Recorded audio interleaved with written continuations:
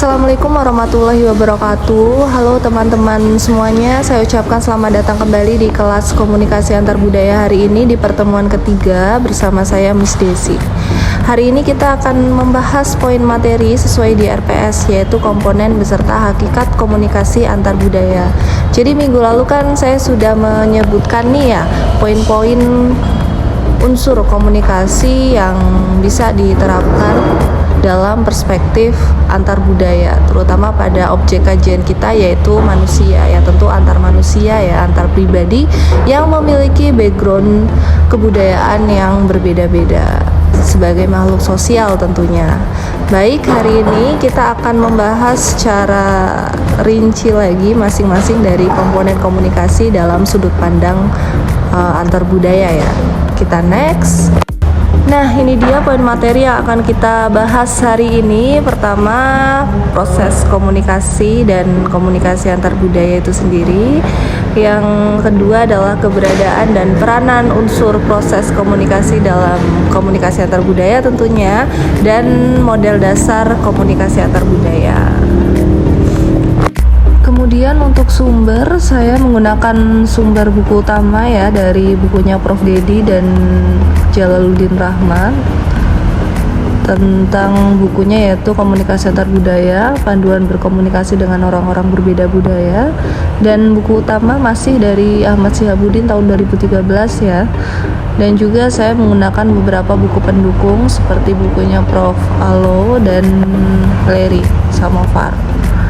Oke, kita next. Oke, kita langsung masuk poin materi yang pertama. Kita pahami dulu hakikat proses komunikasi antar budaya gitu ya. Waktu semester 1 mungkin teman-teman mahasiswa sudah belajar dan sudah hatam tentang banyaknya model komunikasi. Beberapa diantaranya kayak komunikasi linear ya, satu arah, kemudian interaktif, interaksional, dan komunikasi transaksional gitu. Nah, tapi komunikasi linear atau satu arah tidak berlaku dalam hakikat proses komunikasi antar budaya, karena bagaimanapun ketika kita melibatkan suatu perbedaan pasti juga ada unsur komunikan gitu ya, pasti ada lawan bicara kita gitu ya, sehingga kita bisa memaknai itu sebagai komunikasi antar budaya gitu ya, dengan background dua manusia atau dua kepribadian yang memiliki background kebudayaan yang berbeda-beda. Nah, di sini kita bisa lihat ada tiga hakikat proses komunikasi antar budaya. Dilihat dari modelnya ya, dan juga dilihat dari prosesnya juga tentunya. Yang pertama adalah komunikasi antar budaya interaktif ya, atau interaksional. Nah, ini salah satu model yang disampaikan oleh Scarm kalau teman-teman belajar model komunikasi secara umum ya. Nah, kalau misalkan dalam perspektif antar budaya, komunikasi antar budaya interaktif ini maksudnya adalah komunikasi dilakukan oleh komunikator dengan komunikan dalam dua arah gitu, tapi masih dalam tahap rendah. Jadi ini seperti model komunikasi Scarm ya, bahwa memang ketika kita berinteraksi dengan orang, tahap rendah ini maksudnya adalah kita tidak bisa secara langsung memberikan feedback gitu ya, secara bersamaan dalam kurun waktu yang sama ke komunikan gitu. Pasti ada jangka waktu di mana proses interaksi itu terjadi. Misalnya nih, ketika kita dalam pembelajaran, dalam aktivitas pembelajaran di kelas gitu ya, ketika guru atau dosen sedang menerangkan, pasti kita akan menunggu guru atau dosen itu berhenti dulu gitu ya, untuk mempersilahkan kita bertanya.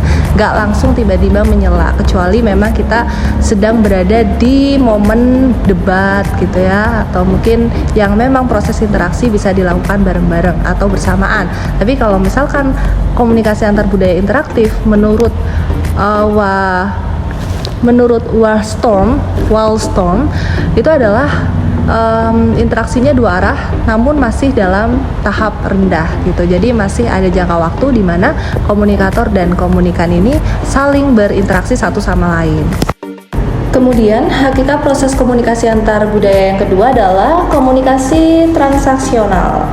Nah, ini kalau misal teman-teman mahasiswa ingat ya, model komunikasi salah satunya memang model komunikasi transaksional yang episode komunikasi nggak akan berakhir kalau misalkan belum menemui suatu kesepakatan gitu ya antara kedua belah pihak. Dalam hal ini adalah sumber atau komunikator sampai ke penerima atau komunikan. Makanya ada asumsi nih dari Haibels dan Sandra bahwa proses pertukaran pesan sudah sampai pada tahap saling mengerti, memahami perasaan dan tindakan bersama gitu. Jadi contohnya kayak misalkan kalian terlibat dalam suatu diskusi di forum group discussion, pasti tujuan atau arah komunikasinya adalah memperoleh kesepakatan. Jadi diskusi bisa berjalan secara terus-menerus sampai benar-benar ditemukan suatu solusi dari apa yang sedang kita bahas melalui pesan, informasi, simbol ya, dan tindakan. Seperti itu contohnya. Nah, kemudian hakikat dari komunikasi antar budaya yang terakhir nih menurut Prof.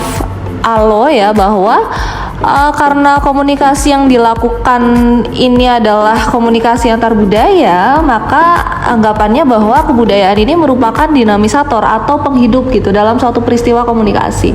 Jadi gini, esensi komunikasi itu kan adanya di proses, terletak di proses ya, atau communication as a process. Nah, makanya suatu aktivitas yang melayani hubungan gitu ya, dalam arti yang terlibat gitu dalam hubungan antar pengirim dan penerima pesan itu bisa melampaui ruang dan waktu. Kalau Prof. Alo anggapannya seperti itu, maksudnya seperti ini. Memang kita ketika berkomunikasi ini sifatnya juga dinamis gitu ya, bisa berubah sewaktu-waktu. Kayak misal kita mungkin berinteraksi dengan cara sekarang bisa saja dipandang aneh di masa yang akan datang. Kayak bayangkan aja cara atau teknik berkomunikasi pada masyarakat di era 40-an misalnya dengan bahasanya yang baku ya sesuai dengan KBBI, penulisannya juga. Kalau misalkan kita terapkan di sekarang di zaman milenial yang isinya lu gue itu pasti akan terlihat aneh. Nah, itu dia yang dimaksud dengan dinamis gitu ya. Jadi bisa berubah-ubah seiring dengan perjalanan waktu ke waktu gitu teman-teman mahasiswa semuanya. Kita next. Oke, sekarang kita langsung masuk ke unsur proses komunikasi antar budaya. Ini unsur atau komponen-komponennya ya. Sebenarnya kita mengulas lagi materi pada semester 1 tentang unsur dan atau komponen elemen gitu ya, komunikasi. Dari komunikator sampai ke komunikan sampai ke feedback bahkan. Tapi bagaimana kalau dilihat dalam perspektif budaya nih gitu ya. Nah, ini saya mayoritas ambil dari Prof. Alo ya, yang beliau memang concern membahas tentang makna budaya gitu dalam perspektif komunikasi. Oke, pertama adalah komunikator, jelas gitu ya. Ini adalah partisipan komunikasi yang dalam komunikasi antar budaya ini merupakan pihak yang memperakasai komunikasi ya, dalam arti sumbernya gitu. Nah, tentu komunikator ini memiliki banyak dimensi, maksudnya banyak latar belakang ya, dari etnis, suku, agama, bahkan bahasa dan lain sebagainya gitu. Maka perlu adanya penyesuaian gitu ya dari komunikator untuk bisa masuk ke elemen komunikan gitu ya, masuk ke dalam elemen komunikan yang memiliki background yang tentu yang berbeda juga dengan dirinya, karena esensinya ketika kita berbicara komunikasi antar budaya kan adalah suatu komunikasi yang terjadi pada dua orang atau simpelnya antar pribadi lah ya. Kita dengan teman kita kadang memiliki kebudayaan, cara pandang gitu ya, cara kebiasaan dan tindakan sosial yang berbeda-beda juga. Nah gitu. Dalam komunikasi antar budaya nih, seorang komunikator berasal dari latar belakang kebudayaan tertentu. Contohnya nih bisa dilihat pada ini ya, pada ilustrasi atau gambar singkat di layar teman-teman, bahwa kebudayaan A yang berbeda dengan partisipan komunikasi yang kebudayaan B gitu. Jadi memang secara makro perbedaan karakteristik antar budaya ini ditentukan oleh faktor-faktor di luar dari sistem kendali kita ya, seperti norma, kemudian juga nilai gitu, sampai ke wujud kepercayaan, minat dan juga kebiasaan. Nah, itu sebenarnya esensi bagaimana peran komunikator dalam menyesuaikan kebudayaan yang berbeda-beda dalam level antar pribadi gitu ya, dalam kehidupan sehari-hari kita. Oke, kita next ke komponen selanjutnya. Kemudian yang kedua adalah pesan. Nah, ini kita flashback kembali beberapa pertanyaan minggu lalu terkait dengan bagaimana agar kita bisa menyesuaikan orang yang beda budaya, sementara kita nggak mengerti sama sekali apa yang mereka bicarakan karena kita nggak tahu. Nah, itu dia bahwa jantungnya pesan itu adalah bahasa. Betul. Relativitas bahasa itu menjadi hal yang sangat penting, makanya kita perlu untuk memahami bahasa, at least bahasa yang diakui, baik itu bahasa ibu ya, bahasa Indonesia, apalagi kita berada di Indonesia yang memang bahasanya banyak gitu ya, beragam bahasa, beragam budaya juga, dan belum kalau kita sudah terjun di dunia global gitu ya, banyak bahasa asing yang ya kita taunya hanya bahasa Inggris sebagai bahasa yang memang diakui dalam universal gitu ya, di PBB dan skala internasional. Nah itu makanya bahasa ini adalah jantungnya pesan komunikasi gitu, yang menduduki posisi utama karena memang dijadikan unit analisis nih dalam kajian komunikasi antar budaya gitu ya teman-teman mahasiswa semuanya. Nah kemudian bagaimana agar kita bisa menyampaikan pesan dalam model komunikasi antar budaya gitu ya. Nah ini berkaitan dengan apa yang ditekankan atau yang dialihkan oleh partisipan komunikasi atau oleh komunikator. Jadi tergantung gimana sih komunikator itu menyampaikan suatu pesan agar bisa diterima dan cepat dimengerti secara efektif oleh lawan bicara kita sebagai komunikator, misal seperti itu. Nah makanya ini ada salah satu tips gitu ya, mungkin ya bisa dikatakan tips dari Edward T. Hall gitu, bahwa setiap pesan ini sekurang-kurangnya memiliki dua aspek utama. Yang pertama adalah konten dan yang kedua adalah treatment gitu, isi dan juga perlakuan. Isi ini meliputi apa? Nah, isi pesan ini meliputi aspek daya tarik pesan, misalnya kebaruan, kontroversi. Nah, ini kadang orang itu akan cenderung tertarik dengan isu-isu yang kontroversial gitu ya. Ketika kita sedang dekat sama orang, kita harus cari tahu dulu kira-kira dia itu lebih condong ke arah pesan yang seperti apa, kontennya seperti apa gitu ya. Apakah memang pesan-pesan yang up to date atau kontroversi atau argumentatif, rasional, atau bahkan melibatkan perasaan ya, emosional. Nah itu kita perlu tahu dulu konten yang mereka suka itu apa, untuk kemudian kita masuk ke ranah kebudayaan dia, agar at least itu menjadi first impression kita lah, agar bisa diterima oleh orang lain yang memiliki kebudayaan yang berbeda dengan kita gitu. Nah yang kedua adalah dalam komunikasi antar budaya ini juga penting untuk kita memperlakukan gitu ya, memperlakukan orang sesuai dengan apa yang memang ingin kita peroleh. Kadang kan kita suka kalau diperlakukan baik, karena esensi manusia itu adalah ya manusia suka dipuji, manusia suka untuk diperlakukan dengan baik. Nah, bagaimana kita nge-treatment melalui pesan tersebut agar orang yang kita ajak berhubungan, maksudnya dalam arti berhubungan dalam peristiwa komunikasi ini, bisa menerima kita dengan baik dengan segala treatment dan perlakuan yang kita berikan ke dia, baik itu melalui pesan ya. Pesan ini kan bisa dalam verbal dan non-verbal ini bisa berlaku seperti tindakan ya, tindakan kita ke dia, bagaimana first impression kita ke dia, itu juga penting dalam treatment sebuah model komunikasi yang akan kita lakukan atau terapkan dengan arah komunikan yang akan kita sasar gitu. Kemudian saluran selanjutnya adalah media nih. Media atau saluran ya teman-teman pasti sudah paham tentu ya, tujuannya untuk mengalirkan pesan dari komunikator ke komunikan. Nah ini biasanya berupa alat ya atau fisik nih yang bisa memindahkan pesan gitu. Misalnya ya sekarang kita berada di masa era interaktif ya, dengan keberadaan media sosial gitu. Contohnya seperti yang dilakukan oleh Vicky Naki dengan konten Ome TV-nya, yang dia menghubungi dan berinteraksi dengan banyak orang beda budaya. Itu adalah contoh penerapan dari komunikasi antar budaya yang cukup berhasil gitu ya.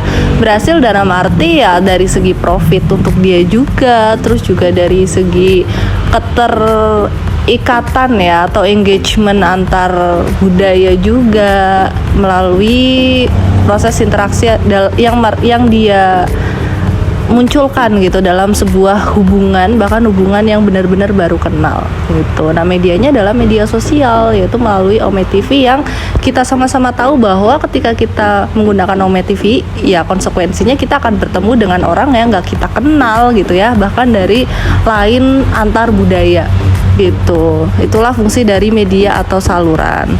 Tapi kadang pesan-pesan yang dikirim dalam perspektif komunikasi antar budaya ini lebih cenderung tatap muka gitu ya, secara langsung, personal to personal. Tatap muka tuh bukan berarti yang tatap muka fisik gitu ya, kemudian ada di depan, kita berbicara dengan orang itu ada di depan. Nah, tatap muka ini bisa ya terjadi dengan pihak ketiga secara personal. Misalkan kayak kemarin nih, minggu lalu ada yang tanya tentang bagaimana kalau misalkan untuk meminimalisir tidak sinkronan gitu ya antar teman, antar orang yang baru kita kenal, agar pesan yang kita sampaikan itu nggak ada istilah misunderstanding atau misconception atau mispersepsi gitu.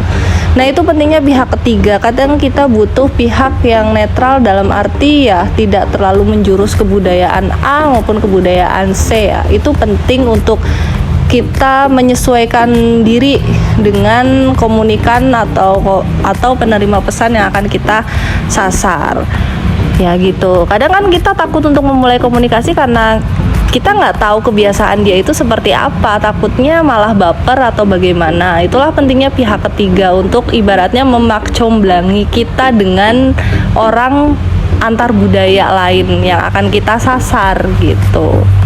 Itulah pentingnya saluran atau media yang sejauh ini memiliki banyak fungsi ya, sebagai sarana informasi, pendidikan juga, hiburan juga, penyebaran kebudayaan juga gitu. Nggak jarang juga saluran ini menjadi sarana bisnis ya, untuk orang-orang agar bisa mendapatkan profit gitu dari komunikasi antar budaya yang dilakukan gitu ya. Kita next. Nah, unsur selanjutnya adalah feedback atau efek atau umpan balik ya. Ini menjadi hal yang penting pada akhirnya untuk sebuah proses komunikasi gitu. Pasti kita ketika berhubungan dengan orang ya, hal yang akhir yang ingin kita harapkan adalah feedback atau respon mereka terhadap pesan yang kita sampaikan gitu. Nah, level-levelnya itu pertama ya, kalau misal dalam psikologi komunikasi ya, kognitif, afektif, dan konatif. Kalau kognitif itu kayak misalkan ya kita tahu nggak, lebih ke awareness ya, kita tahu keberadaan pesan. Kalau misalkan afektif itu lebih ke misal penerimaan ya, kamu setuju atau nggak setuju terhadap pesan tersebut, contohnya seperti itu.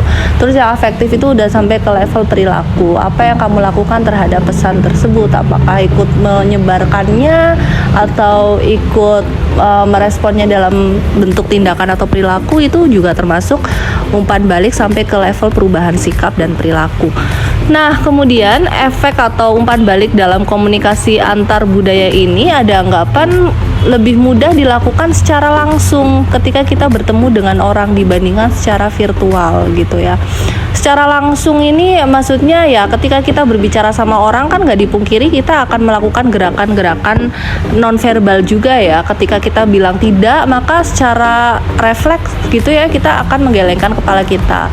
Kalau misalnya kita bilang iya, secara refleks kita akan menganggukkan kepala kita gitu. Dan lambang-lambang lain yang itu yang akan mempertegas pesan yang akan kita sampaikan ke orang.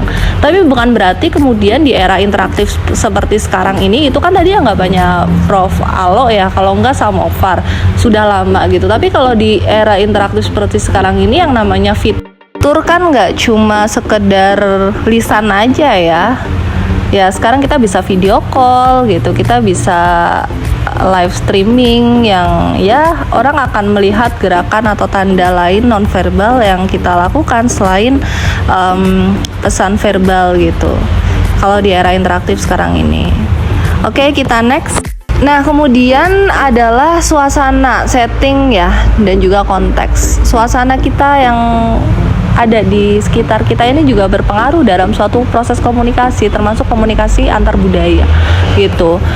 Suasana yang kita sebut dengan setting of communication ini ada beberapa yang perlu diperhatikan ya, karena kadang gini, kita objek kajian kita adalah manusia. Kita manusia nggak hanya sekedar berbudaya karena kita tinggal di lingkungan sosial, tapi kita juga berperasaan gitu. Kadang ada hal-hal sepele di sekitar kita yang kemudian itu berpengaruh juga ke peristiwa komunikasi, ke feedback, bahkan ke kegagalan komunikasi yang tidak sesuai dengan harapan kita. Nah, makanya perlu diperhatikan juga setting of communication, kayak meliputi pertama tempat, ruang, space gitu ya.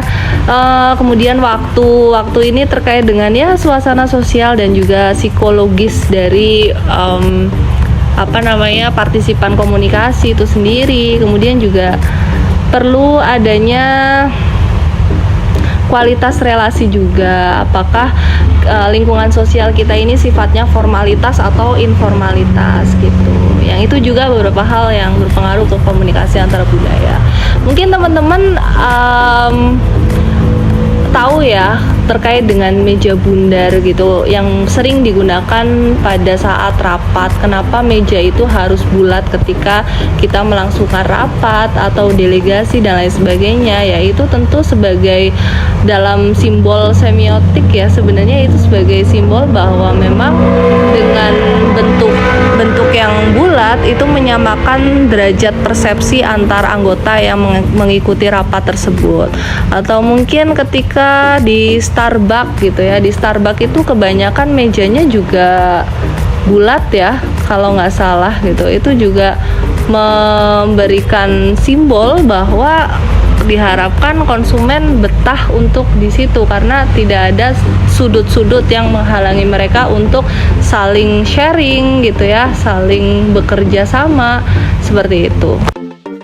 Untuk unsur proses komunikasi antar budaya selanjutnya, saya rasa teman-teman mahasiswa juga sudah belajar ya terkait dengan gangguan ya, noise atau interference. Nah, ini saya ambil berdasarkan pemaparan dari Devito. Jadi ada beberapa golongan macam gangguan gitu ya selama proses komunikasi. Dari ketiga ini saya rasa kemarin sempat ditanyakan terkait kegagalan komunikasi, salah satunya ya karena bias informasi ya, sehingga pesan yang kita sampaikan tidak sesuai dengan harapan makna yang kita harapkan gitu ya untuk sampai ke penerima pesan tersebut. Nah, bias informasi yang menyebabkan kegagalan komunikasi ini ya melibatkan aspek psikologis gitu ya dari komunikan atau penerima pesan gitu. Nah, ini terkait dengan interferensi kognitif dan juga mental seseorang untuk siap atau tidak gitu ya menerima isi informasi atau makna dari pesan yang ingin kita sampaikan gitu. Apalagi sekarang nih di zaman era digital seperti sekarang ini, di mana informasi banyak berseliweran di media sosial gitu ya, dan itu terkait juga dengan beberapa penerimaan oleh masyarakat di Indonesia misal khususnya atau di dunia yang pokok permasalahannya adalah pada disinformasi ya, atau ketidaksesuaian antara makna pesan yang ingin disampaikan dengan makna yang diterima atau diinterpretasikan oleh masing-masing komunikan gitu. Karena ketika kita menyebarkan informasi di ranah media digital, pasti juga komunikan yang menerima itu adalah masyarakat luas yang kita tidak bisa kendalikan secara psikologis gitu ya teman-teman mahasiswa semuanya. Unsur proses komunikasi antar budaya selanjutnya adalah partisipan komunikasi ya, yaitu komunikan sebagai pihak terakhir yang kemudian menerima pesan tersebut yang kita berikan jika kita sebagai komunikator atau sumber gitu ya. Tentu peran komunikan ini dalam komunikasi antar budaya tidak terlepas dari bagaimana dia dapat memaknai pesan tersebut, dapat memiliki perhatian penuh untuk merespon dan menerjemahkan atau menginterpretasikan pesan gitu ya yang dialihkan ke komunikan ke dia gitu ya. Nah, tujuan komunikasi akan tercapainya pesan itu tentu harus dapat saling menerima gitu ya. Saling menerima ini tentu memahami makna di antara keduanya. Gitu, makanya dalam sebuah proses komunikasi khususnya pada unsur komunikan ini perlu yang namanya attention dan juga comprehension gitu ya. Attention ini dia memperhatikan dan comprehension ini secara komprehensif, secara keseluruhan. Nah, dua aspek penting ini nanti yang kaitannya dengan cara bagaimana seseorang partisipan, dalam hal ini adalah komunikan, mencapai kesuksesan gitu ya dalam pertukaran pesan. Nah, apa sih yang dimaksud dengan attention dan comprehension itu sendiri? Nah, ini menurut pendapat Prof. Alo ya tahun 2003 yang saya baca, bahwa memang proses awal dari seorang komunikan itu adalah mau memulai dulu ya untuk mendengarkan sebuah pesan atau menonton atau membaca gitu. Sedangkan yang dimaksud dengan comprehension atau komprehensif gitu ya, itu bagaimana komunikan nih dapat menggambarkan pesan secara lengkap, secara keseluruhan, tanpa terpotong-potong, tanpa ada miscommunication, misperception gitu ya, termasuk misunderstanding, sehingga mudah dimengerti dan dipahami oleh komunikan sebagai penerima pesan gitu ya. Minggu lalu juga sempat ada yang nanya nih terkait dengan kegagalan komunikasi antar budaya. Bagaimana kalau misalkan penerima pesan ini nggak bisa memahami makna pesan yang kita berikan, sehingga orang itu akan baper gitu ya. Nah, ini terkait dengan konteks budaya ya, konteks bagaimana komunikasi diterapkan dalam suatu budaya tertentu. Ada dua konteks dalam teori komunikasi antar budaya menurut Edward T. Hall ya, yaitu high context dan juga low context. High context itu yang lebih ke arah straight to the point gitu ya, nggak terlalu terbelit-belit, nggak basa-basi, ya langsung saja apa yang ingin disampaikan, jadi terkesan belak-belakan secara langsung disampaikan dari orang ke orang lawan bicaranya. Tapi kalau misalkan yang low context ini cenderung banyak diadaptasi oleh kebudayaan yang Jawa gitu ya. Kadang nggak enakan, banyak nggak enakan, basa-basi, nggak straight to the point, jadi nggak to the point. Nah, inilah dua konteks yang perlu kita pahami terhadap komunikan yang akan kita sasar. Apakah dia termasuk dalam high context atau low context? Nah, itulah pentingnya kemudian ada namanya teori penyesuaian ya, akomodatif. Bagaimana kita harus menyesuaikan komunikannya nih, karena kita yang membutuhkan untuk bisa menyampaikan pesan tersebut ke dia. Bagaimana agar kita bisa menyesuaikan cara komunikasinya dia gitu ya, cara teknik penyampaiannya kita juga harus bisa menentukan, karena hal itu terkait dengan emosional ya, emosional antar partisipan komunikasi dalam suatu proses komunikasi itu sendiri. Nah, ini dia bahasan lebih lanjut terkait dengan teori adaptasi interaksi, dan juga ada juga sebenarnya teori penyesuaian dan akomodatif, sempat saya singgung minggu lalu. Nah, ini saya akan coba jelaskan bagaimana sih kita perlu beradaptasi dalam sebuah interaksi yang terjalin dalam suatu hubungan, karena kita kan berbicara komunikasi antar budaya, maka kita juga melakukan sebuah hubungan relasi gitu ya, hubungan atau relasi. Kita membentuk suatu hubungan antar manusia, baik itu secara pribadi, kelompok, bahkan di publik. Nah, kalau misalkan dilihat pada layar teman-teman semua, di sini ada sebuah model komunikasi antar budaya yang digambarkan bahwa iklim komunikasi yang terjadi antar manusia gitu ya, itu dikonstruksi sebagai suatu situasi gitu ya. Situasi di sini maksudnya kondisi suasana yang melibatkan suasana batin dan hati partisipan komunikasi. Nah, ini nggak terlepas dari ikatan emosional lawan bicara kita. Makanya terkadang ya manusia hadir dengan segala keunikannya ya. Jadi memang kadang kita nggak bisa mengontrol segala sesuatu yang sifatnya psikologis gitu ya. Suasana psikologis yang berkaitan dengan hati dan batin yang ternyata itu berpengaruh terhadap interaksi atau relasi yang terjadi baik antar pribadi ya, dalam kelompok, organisasi, atau bahkan publik sampai ke massa. Nah, itu menurut Prof. Alo ya, Alo Liliweri. Jadi ini terkait dengan komunikasi kritis juga ya, karena membahas tentang teori konsep komunikasi antar manusia yang bisa juga teman-teman baca dari pendapatnya Habermas gitu. Oke, ini mungkin menurut Westerner ya, bahwa memang terdapat 4 asumsi terkait dengan teori adaptasi interaksi tadi. Pertama adalah persamaan dan perbedaan bicara gitu ya, dan perilaku terdapat di dalam semua percakapan. Jadi memang kita tidak bisa memungkiri ya, ketika kita berelasi dengan orang, baik itu secara pribadi maupun tadi kelompok gitu ya, bahkan massa, pasti penyampaian pesan yang kita sampaikan kepada mereka akan memiliki makna yang berbeda-beda, apalagi ditambah dengan dimensi budaya. Jangan heran jadi ya, menurut Ahmad Sihabuddin minggu lalu saya bilang bahwa praktik komunikasinya juga pasti akan berbeda-beda, karena kita berbudaya gitu ya, memiliki perilaku maupun dari cara tindakan sosial, bahkan bahasa yang berbeda-beda juga gitu. Kemudian yang kedua adalah cara di mana kita memersepsikan tuturan dan perilaku orang lain akan menentukan bagaimana kita mengevaluasi sebuah percakapan. Contoh simpelnya sekarang di era media online seperti sekarang yang dilakukan serba virtual, terutama lewat teks gitu ya, lewat chat misal di WhatsApp.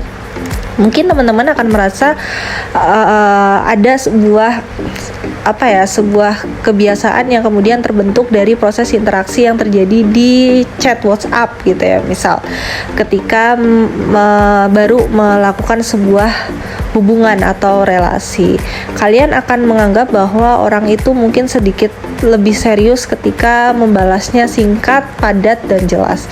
Atau mungkin teman-teman akan menganggap bahwa lawan bicara kalian melalui teks gitu ya, di WhatsApp terkesan sangat friendly gitu ya, atau terkesan sangat humble ketika mereka membalas dengan pesan yang cukup panjang gitu ya, gitu, nggak sesingkat dan se-strike point pada lawan bicara kita sebelumnya.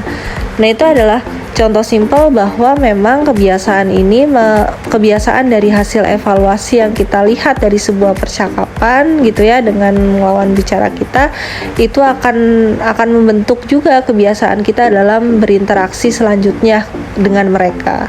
Itu hal-hal yang simpel ya terkait dengan adaptasi interaksi ini. Oke, kita lanjut untuk asumsi selanjutnya, yaitu bahwa bahasa dan perilaku memberikan informasi mengenai status sosial dan keanggotaan kelompok. Nah, ini juga berlaku pada teori akomodasi komunikasi yang memang bertumpu pada sebuah kepercayaan atau asumsi kalau ada kesamaan di antara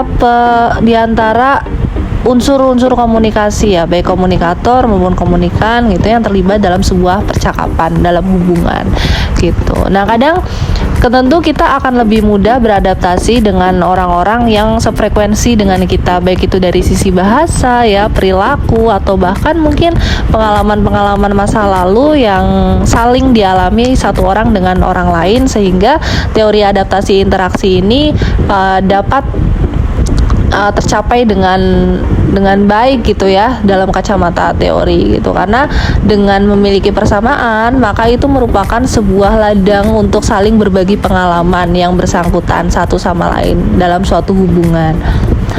Untuk asumsi selanjutnya yaitu, kemudian yang ketiga ada asumsi bahwa akomodasi bervariasi ya dalam tingkat kesesuaian dan norma untuk mengarah ke proses akomodasi tersebut dalam sebuah hubungan tentunya. Nah, ini berkaitan dengan norma gitu ya. Norma itu adalah harapan terkait dengan perilaku yang dirasa seseorang harus atau tidak harus terjadi di dalam suatu percakapan.